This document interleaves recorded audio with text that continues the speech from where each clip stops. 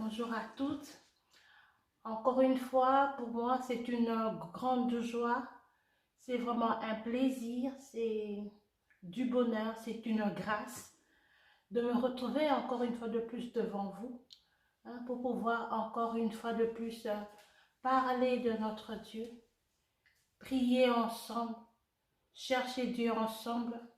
Et alors donc, bienvenue à notre émission, la prière d'une femme. En tout cas, comme nous avons l'accoutumée de le faire, nous allons tous élever la voix pour rendre grâce à Dieu. Déjà, nous allons rendre grâce à Dieu selon qu'il est écrit « Entrez dans ses portes avec des actions de grâce ». Nous voilà au début du mois de mars. Nous avons fini le mois de février et peu à peu, nous sommes en train d'avancer dans un nouveau mois. Alors, pour commencer ce mois de mars, avec puissance, avec gloire, et pour encore vivre des exploits de la part de Dieu, nous allons tous élever la voix et lui rendre des actions de grâce. Dire merci pour le mois de février qui vient de se terminer et dire merci pour le mois de mars, tout en étant conscient que quand nous rentrons dans ces portes avec des actions de grâce, nous sommes en train de donner à Dieu la possibilité de pouvoir nous conduire durant tout ce mois de mars. Alors, ne me laisse pas prier toute seule. Élève la voix avec moi et rendons des actions de grâce. Disons merci à Dieu pour la santé, pour la force, encore une fois pour cette émission, pour votre présence, pour des victoires qu'il nous a déjà données et aussi pour avoir la victoire pour tout le mois de mars. Nous prions au nom puissant de Jésus. Tendre Père, nous venons devant toi juste pour te dire merci, juste pour te rendre des excellentes actions de grâce, selon que tu dis « Entrez dans mes portes avec des actions de grâce ». Père, voilà, le mois de février vient de s'achever et nous sommes là au début du mois de mars. Et nous voulons rentrer dans les portes du mois de mars avec des actions de grâce pour te dire « Père, merci pour le mois de janvier ». Père, merci pour le mois de février. Père, merci parce que nous sommes là. Père, merci pour la vie. Père, merci pour le Saint-Esprit. Père, merci pour ta présence en nous. Père, merci pour des combats que tu as combattus pour nous. Père, merci pour des victoires que tu nous as données. Père, merci pour chaque jour. Père, merci pour les semaines où nous t'avons vu, où tu nous as gardés, tu nous as protégés. Merci pour nos cultes. Merci pour des temps que nous avons eu de prière. Merci pour des prédications que nous avons écoutées. Et merci pour cette émission, la prière d'une femme. Jour après jour, tu nous portes. Jour après jour, tu nous conduis. Jour après jour, tu nous inspires. Jour après jour, tu es là. Et nous voulons, avant de commencer cette émission, d'honorer le Saint-Esprit. Et dire, Saint-Esprit, tu es le bienvenu.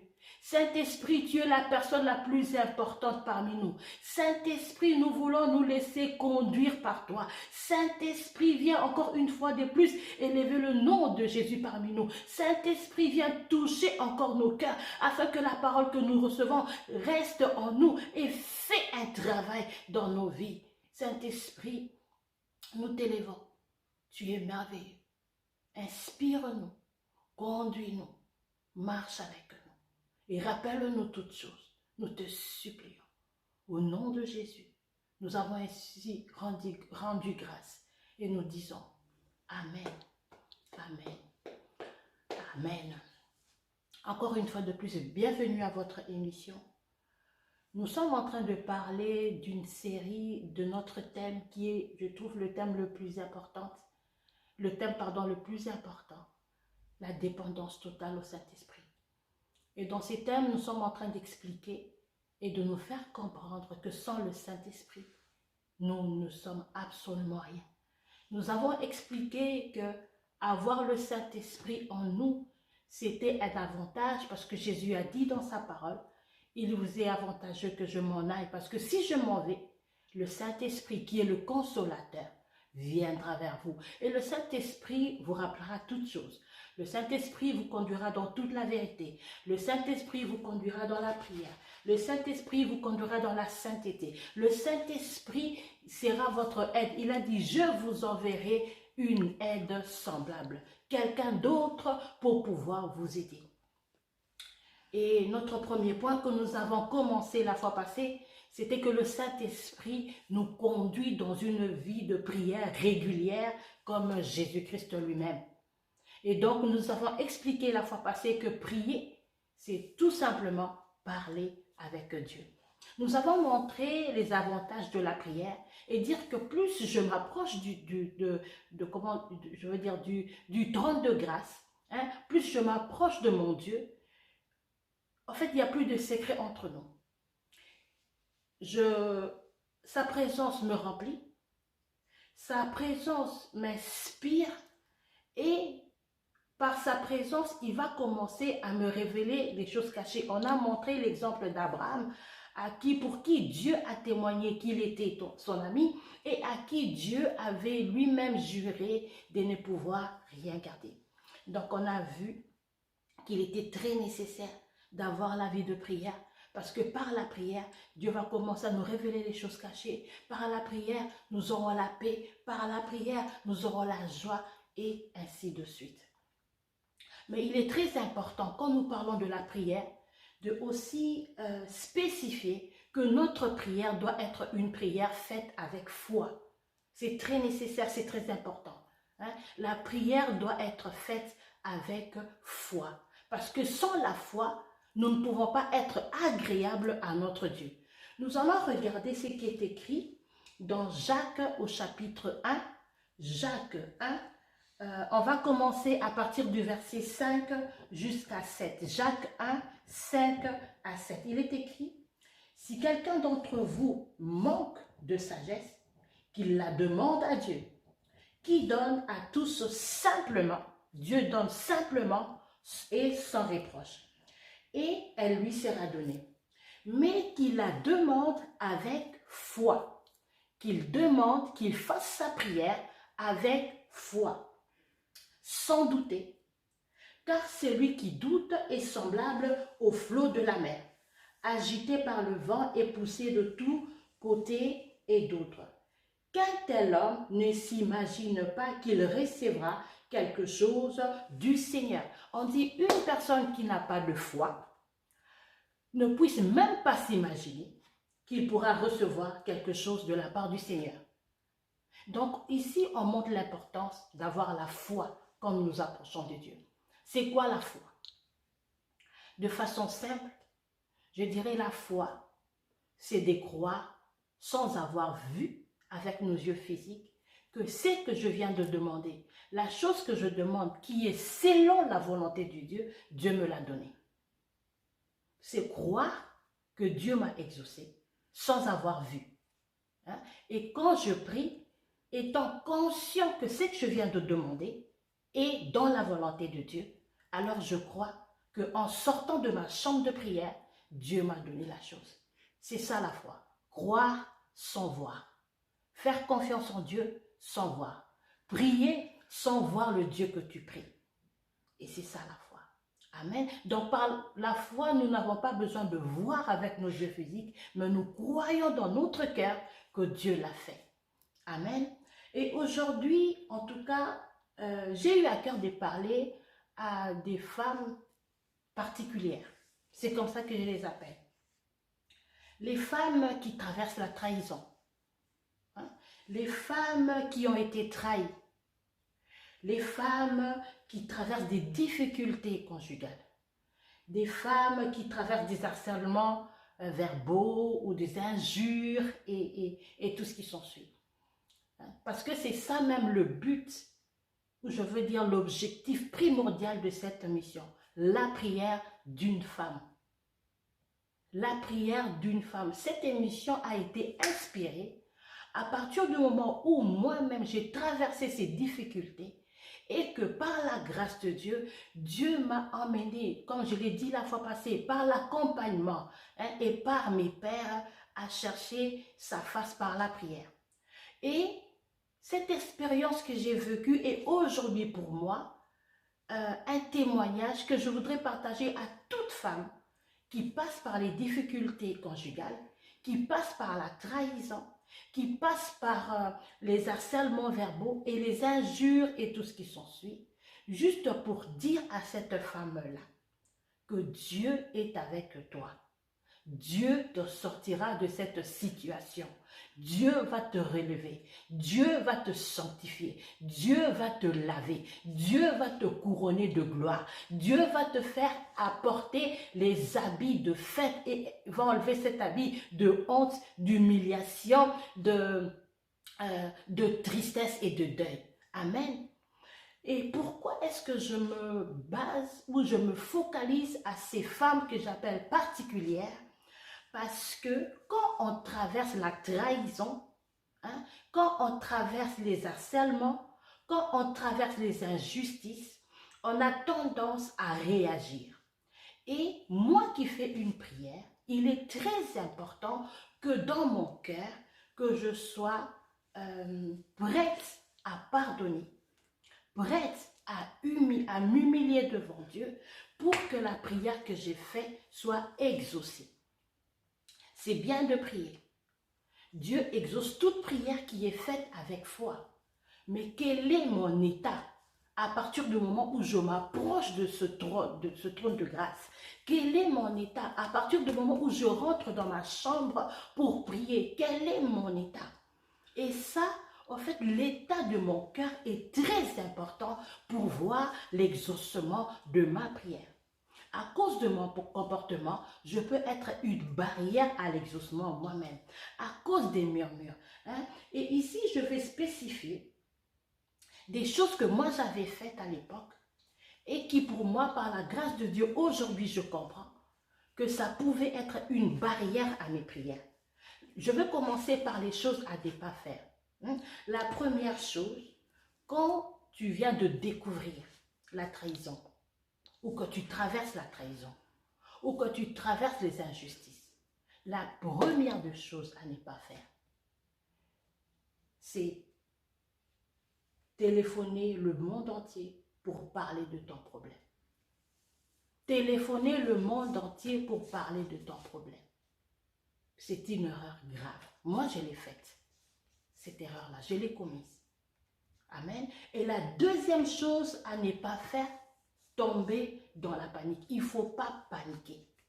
Parce que quand on tombe dans une panique, on commence à faire n'importe quoi et ça peut retarder l'exaucement de notre prière. Amen. La troisième chose à ne pas faire, c'est mettre en colère de façon incontrôlable. C'est mettre en colère de façon incontrôlable. Et des fois, quand nous tombons dans cette crise-là de trahison où il y a des choses tout autour, on est tellement en colère qu'on est en mesure de casser, on est en mesure d'insulter. Et regardez ce qui est écrit dans Jacques au chapitre 1, verset 19. Hein. Jacques 1, verset 19 nous dit, « Sachez-le, mes frères bien-aimés, ainsi que tout homme soit prompt à écouter, lent à parler. » Prompt à écouter, lent à parler, lent à se mettre en colère. Lent à se mettre en colère, car la colère de l'homme n'accomplit pas la justice de Dieu. Je peux avoir raison. Je me dis, ah, c'est moi qui suis trahi. Ah, c'est moi qui subis ça, les humiliations. Mais cela ne me permet pas de me mettre de façon incontrôlable en colère. Parce que pourquoi? La colère te poussera à sortir des vaines paroles. La colère te poussera à maudire. Or, la Bible nous dit, ne maudis pas, bénis. Amen.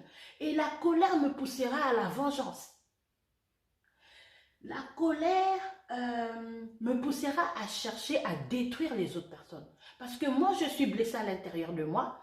Je veux chercher à blesser d'autres personnes, à faire du mal à d'autres personnes. Et nous voyons même malheureusement, malheureusement, la plupart des femmes qui sont, en fait, la plupart, il y a des femmes qui sont trahies. Et à cause de cette trahison, ils veulent se venger et montrer qu'elles sont femmes. Dans le sens que, voilà, je veux prouver que je suis belle. Je veux prouver que je suis une femme. Je veux prouver que je peux être encore désirée par des hommes. Et ça pousse des femmes à aller des hommes en hommes, en hommes, en hommes. Or, quand tu fais ça, tu t'es détruit toi-même. Quand tu te comportes de la sorte à cause de la colère, tu t'es détruit. Et il y a des femmes qui disent, voilà, j'ai été trahie et je veux me venger, je veux commencer à faire du mal à d'autres hommes. Tu t'es détruit toi-même. Et quand on a ce genre de comportement, il est difficile que notre prière soit exaucée. Il est difficile que notre prière soit exaucée. La Bible dit, c'est que tu sèmes, c'est ce que tu vas récolter. Quand tu sèmes la colère, tu récolteras la colère. Quand tu sèmes la destruction, tu vas récolter la destruction. Et ce qui est pire, c'est que, peut-être pas pour toi, mais peut-être pour tes enfants. C'est que les bêtises que moi je suis en train de faire en tant que mère peut avoir des répercussions dans la vie de mes enfants. Et c'est pourquoi pendant que j'étais en train de préparer cette émission, le Saint-Esprit m'a rappelé de pouvoir attirer l'attention d'une femme maintenant. Dieu n'est pas là pour nous juger, mais Dieu est là pour nous montrer la bonne voie à suivre, un chemin à suivre. Pourquoi? Pour que notre prière soit exaucée. Ça m'a pris beaucoup de temps d'enlever la colère en moi. Or, ça retardait l'exaucement de Dieu. Amen. Et donc, vraiment, j'avais à cœur de partager avec les femmes ce point qui est vraiment pour moi très important. Et voilà des choses que nous devons faire. Hein. Deuxième chose, des choses à faire, c'est demander la grâce de rester calme devant la situation. C'est vrai que c'est difficile. C'est comme une personne qu'on a jetée à l'eau, brusquement. Au début, tu es en train de te chercher, mais après, à un moment, tu prends l'élan et tu commences à nager correctement. Amen. Donc, demande la grâce de Dieu. Demande la grâce. Seigneur, accorde-moi la grâce de rester calme. Accorde-moi la grâce. Père, c'est difficile, mais je t'en prie, dans le nom de Jésus, accorde-moi la grâce. Accorde-moi la grâce de ne pas réagir selon la chair. Accorde-moi la grâce, Père. Même avec tes larmes, viens devant Dieu et demande la grâce de rester calme devant cette situation. Ça va t'aider à réfléchir. Ça va t'aider à écouter la voix du Saint-Esprit. Amen. Et la deuxième chose à faire, c'est demander la grâce de la prière. Donc, la deuxième chose à faire, c'est demander la grâce de la prière. Demande la grâce de la prière. Avec les pleurs, demande la grâce de la prière. Avec ton cœur qui est blessé, déçu, tu te sens abandonné, mais demande la grâce de la prière. Viens devant le trône et pleure devant Dieu. Dis, Seigneur, je pleure, je suis déçu, j'ai mal au cœur. Père, je t'en supplie, donne-moi la paix. Père, je t'en supplie, donne-moi la paix. Seigneur, accorde-moi la grâce de ne pas regarder tout ce qui se passe autour de moi, mais accorde-moi la grâce d'être focalisé, de regarder à toi, Père. Je viens demander de l'aide auprès de toi. Saint-Esprit, viens consoler mon cœur. Je suis déçu en ce moment. Viens me donner la maîtrise de soi. Prie pour cela.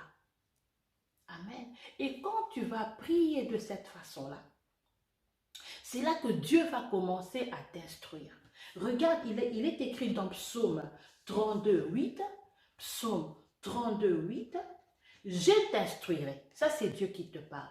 Je t'instruirai. Il dit, et je te montrerai la voie que tu dois suivre. Je te conseillerai et j'aurai le regard sur toi. Il dit, je veux te regarder, j'aurai le regard sur toi.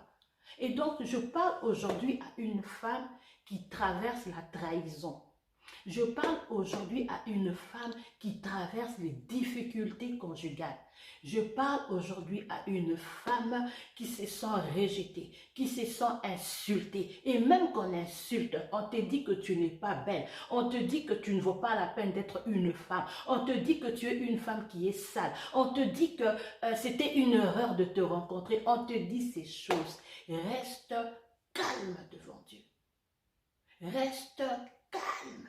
Tu peux pleurer comme tu veux, mais pleure devant Dieu.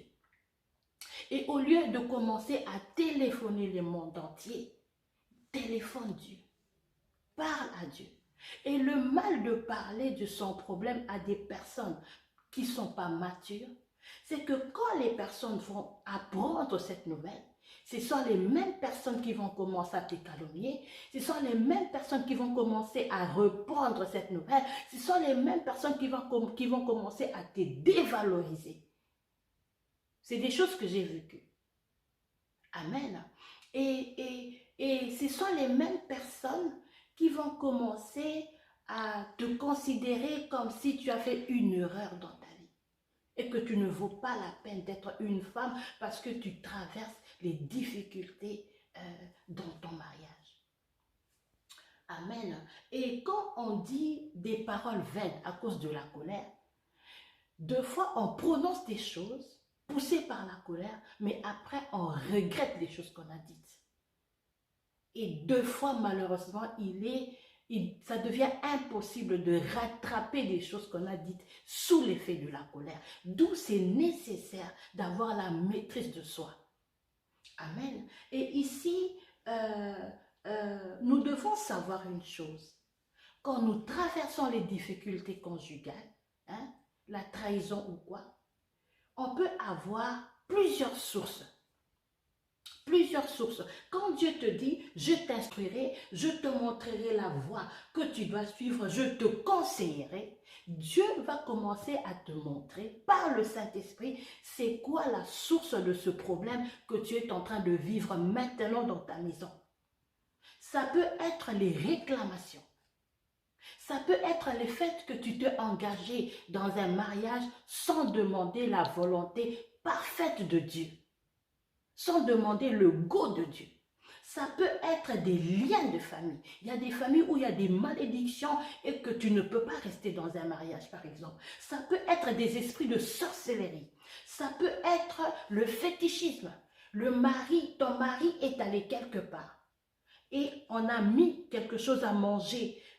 Il est allé manger quelque part chez une fille et que cette fille a pris des choses qu'il a mis dans la nourriture et c'est là à causé que quand ton mari te voit, il te sent, en fait, il ne te considère plus, il sent que tu n'es plus belle, que tu es sale, etc. Amen. Ça peut être des hôtels de famille. Ça peut être même, et ça c'est quelque chose que par la grâce de Dieu j'ai découvert, ça peut aussi être une preuve permise par Dieu. Souvenons-nous de ce qui est écrit dans Job 1. Dans Job 1, tout le chapitre 1, je ne sais pas si c'est jusqu'à quel verset, et tu verras que la Bible dit que le diable est en train de se promener sur la terre, et il est venu devant le trône de Dieu. Et c'est Dieu qui a commencé la conversation, mes bien-aimés. Dieu a dit à Job, as-tu vu mon serviteur Job? Dieu a dit à Satan, pardon, as-tu vu mon serviteur Job? Il n'y a personne comme lui sur la terre. Peut-être que Dieu s'est vanté de toi dans les cieux et que le diable a répondu à Dieu, c'est parce que tu lui as donné un mariage, parce qu'elle est tellement heureuse dans son mariage, qu'elle te craint, qu'elle te sert, qu'elle t'adore, qu'elle donne sa dîme, qu'elle donne ses offrandes, c'est parce qu'elle est heureuse. Et Dieu a dit, descends, touche tous ses affaires, mais ne touche pas son âme. Et il se pourrait aussi que Dieu dise, descends, touche son mariage, mais ne touche pas son âme. Il se pourrait aussi. Et très souvent, ce qui est malheureux, c'est que quand nous traversons les moments difficiles, les gens nous regardent autrement. Les gens jugent facilement, sans savoir ou demander à Dieu, mais quelle est la source de ces problèmes dans la vie de ce couple, dans la vie de cette femme. Il est très important. Et c'est seulement quand tu vas prier, quand tu seras dans le calme, que Dieu te dira, voilà ici c'est la sorcellerie, voilà ici ce sont les autels, ici c'est des réclamations, ici il y a une histoire de chef de famille et qui a consacré ses enfants, ici c'est une preuve, mais quand tu traverses la vallée de l'ombre de la mort, ne crains rien, je suis avec toi. En tout cas pour aujourd'hui, nous allons nous arrêter là. C'est ce que j'avais à cœur. Je voulais vraiment attirer l'attention des femmes qui traversent la trahison, qui traversent les injures, qui traversent les calomnies, les insultes. Hein? On te diminue par ton mari. Prie Dieu. Je le dis avec assurance. Prie Dieu. Dieu restaure réellement. L'Esprit du Seigneur est sur moi, car il m'a oint pour guérir ceux qui ont les cœurs brisés. Dieu le fait, et quand Dieu restaure, il te restaure proprement. D'abord, il te guérit et il te fait gagner du temps. Amen. Et nous allons prendre un temps pour prier. Premièrement, si tu es parmi celles qui malheureusement, à cause de l'ignorance, a appelé le monde entier, tu as commencé à insulter ton mari, tu as commencé à aller te bagarrer avec la femme ou faire ci ou pour faire ça, et que tu reconnais aujourd'hui que c'était une erreur, ne t'inquiète pas.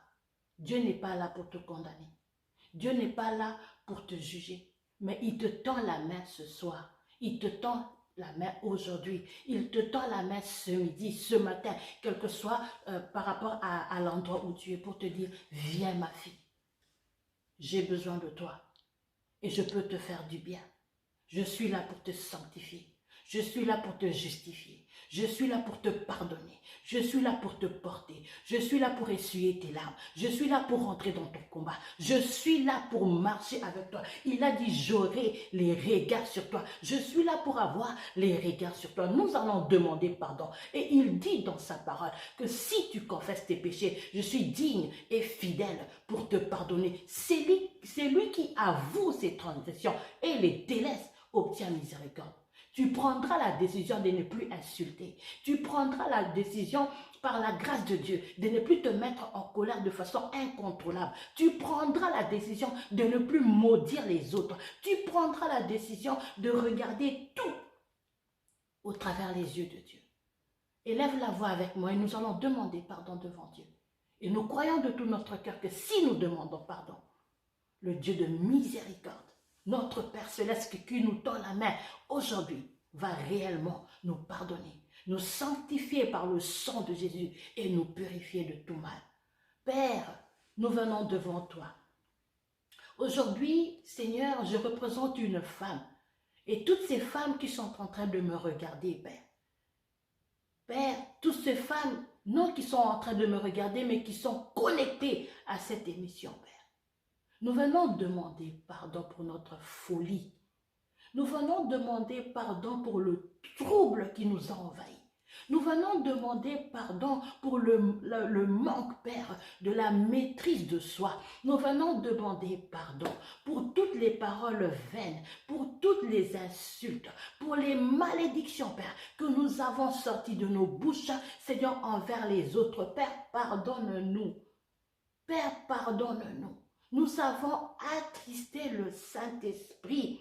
Nous avons attristé le Saint-Esprit. Et de cette façon, notre prière ne peut être exaucée parce que dans notre âme, nous sommes remplis de colère, nous sommes remplis de haine, nous sommes remplis de méchanceté, nous sommes remplis de vengeance, nous sommes remplis de mauvaises paroles à cause de la trahison que nous avons subie ou que nous sommes en train de traverser, à cause de ces insultes que nous sommes en train de subir et que nous sommes en train de traverser. Père, pardonne-nous. Tu dis dans ta parole que tu ne nous traites pas selon nos iniquités, selon nos péchés. Que ta miséricorde, Père, parle aujourd'hui pour nous. Pardonne-nous, Père. Pardonne-nous et nous prenons l'engagement, Père, par ta grâce, de rester calme, par ta grâce, de venir pleurer devant toi. Nous demandons, Seigneur, la grâce de rester dans la maîtrise de soi et de nous confier à toi, afin que nous puissions écouter la voix du Saint-Esprit, les instructions que tu vas nous donner. Père, nous prenons l'engagement de ne plus insulter, Père, de ne plus rendre le mal par le mal, de ne plus nous venger de nous-mêmes, car tu dis que la colère de l'homme ne justifie pas, Seigneur mon Dieu, ta justice en nous, Père. Aie compassion de nous. Lave-nous par le sang de ton Fils bien-aimé. Lave-nous par le sang de Jésus. Purifie-nous, Père, car tu es amour et miséricorde. Père, nous te disons merci, parce que nous croyons, Père, que comme nous avons demandé quelque chose au nom de Jésus, Père, cela nous est donné. Et par rapport à ta parole, tu dis que c'est lui qui avoue ses transgressions et les délaisse, obtient miséricorde. Merci pour le pardon de nos péchés. Merci pour le sang de Jésus qui nous justifie. Merci, Père, de nous laver. Et Père éternel, merci parce que maintenant, Nous pouvons rentrer dans ton sanctuaire. Maintenant, nous pouvons rentrer dans ton trône et obtenir ce que nous te demandons. Tu es bon, lent à la colère et riche en bonté. Que ta miséricorde et ta bonté nous environnent au nom de Jésus. Amen. Crois, ma soeur, que si vraiment tu as demandé pardon de tout ton cœur, Dieu t'a pardonné. Dieu t'a pardonné. Plus personne ne peut te condamner. Plus personne ne peut te pointer. Peu importe que les gens te pointent du doigt, que les gens disent ou racontent. Reste focalisé. Reste focalisé. Reste focalisé. Crois que Dieu t'a pardonné. Crois que Dieu t'a justifié. Et quand Dieu te pardonne et qu'il te justifie, tu vas rentrer sur le chemin de la restauration. C'est juste magnifique. C'est juste magnifique. Aujourd'hui, je peux marcher la tête haute. Pendant que hier, j'avais même honte de sortir dehors. Rempli d'humiliation. J'étais renfermée sur moi-même. J'avais du mal à aller accompagner mes enfants à l'école. Mais aujourd'hui, je suis juste. Je n'ai pas de mots. Parce que je sais que Dieu m'a justifié. Parce que je sais que Dieu m'a pardonné. Parce que je sais que Dieu m'a restauré. Parce que je sais que Dieu m'a porté. Parce que je sais que Dieu a les regards sur moi. Et en ce moment-ci, il a aussi les regards sur toi. N'oublie pas que Dieu t'aime. Il est ton Père. Et si Dieu t'aime, peu importe que le monde ne t'aime pas, cela te suffit. L'amour de Dieu te suffit. Pourquoi? Parce que Dieu t'a tellement aimé qu'il a envoyé Jésus. Qu'est-ce qu'il y a sur la terre le prix de Jésus? Personne. Personne. Amen. Et donc c'était vraiment une journée spéciale femme qui traverse les difficultés. Mais maintenant, toute chose dans ta vie est devenue nouvelle. Amen. Et donc si tu es là, comme toujours, on l'a dit la fois passée, pour que ta prière soit exaucée, tu dois être un enfant de Dieu. Selon qu'on nous a appris par Jésus-Christ à prier en disant notre Père qui est aux cieux. Donc Dieu n'exauce que la prière de ses enfants. Je t'en supplie dans le nom de Jésus-Christ. Si tu n'as pas fait la paix avec Jésus, ou si à cause de la trahison, tu as commencé à livrer ton corps à des hommes, tu as commencé à te venger et que tu t'es un peu éloigné de la face de Dieu. N'oublie pas, Rahab était une prostituée, mais Rahab est maintenant dans la Bible repris dans la lignée de Jésus. Quelle merveille! Une prostituée être repris dans la lignée du sauveur de l'humanité. Aujourd'hui, Jésus veut aussi que tu sois repris dans la lignée des combattantes, des femmes de prière, des femmes qui vont porter et témoigner la restauration de leur vie. Amen. Alors fais cette prière avec moi, je t'en supplie dans le nom de Jésus. Répète juste les paroles que je suis en train de dire. Père, je te dis merci parce qu'aujourd'hui encore, Père, tu m'as montré ton amour, ta miséricorde. Et j'ai compris que pour que ma prière soit exaucée, je dois devenir ton enfant. Et je deviens ton enfant en recevant Jésus-Christ comme Seigneur et Sauveur. J'accepte de recevoir Jésus dans ma vie comme Seigneur et Sauveur. Jésus, mon Sauveur, viens demeurer en moi. Jésus, mon Seigneur, viens demeurer en moi. Je t'ouvre la porte de mon cœur. Conduis-moi. Viens en moi pour que le Saint-Esprit aussi vienne demeurer dans mon cœur. Je t'accepte comme Seigneur et Sauveur. Efface mes péchés et rends-moi une vie nouvelle. C'est en ton nom, Jésus, que j'ai ainsi prié. J'ai dit Amen, Amen et Amen. En tout cas, s'il vous plaît, n'hésitez pas. Prenez contact avec nous sur notre boîte mail sur le chemin de la restauration @gmail.com, sur le chemin de la restauration @gmail.com. Je crois que vous avez été bénis en ce jour. Demeurez dans cette prière, demeurez dans la sainteté et demeurez dans la face de notre Père, le Saint-Esprit. te fera beaucoup de bien. Il est le seul et le meilleur consolateur.